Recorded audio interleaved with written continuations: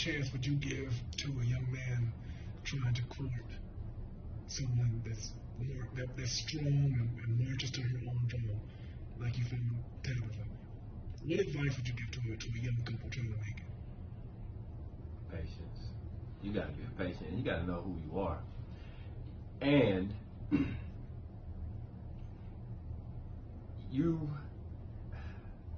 I hate to say this because everybody says it, you have to be able to communicate at a level that the average person cannot comprehend. Saying being able to communicate is one thing, but there's a level of communication. You have to be able to express yourself in a way that most young men aren't equipped until a few years of living. But that's the only advice I would be able to give. Tabitha, what would you give to a young lady? Listening, because that was the hardest part for me.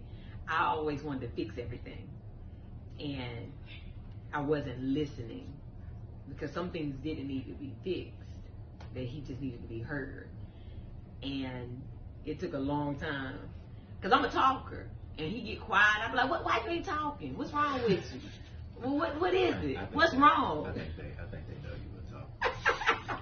And so I had to learn to listen Yeah. to him, Yeah. and listening brought about understanding. And so you can learn to listen, but the first thing is learning yourself, because that's really what it was. I didn't know myself. He didn't know himself. We were kids getting together in something very strong.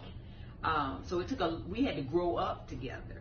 So I always tell people, if you're super young and in love, I don't like, even with our girls, we tell them, don't rush it. You know, we rushed it, I feel like, even though we were 5 years in, we were married, but we were young. If you're 35, 5 years in, that's great. If you're 35 years in, that's great. But at 18, it's like, you know what, there's no rush. Have fun, but learn about yourself first. And then it's easier for you to understand somebody else.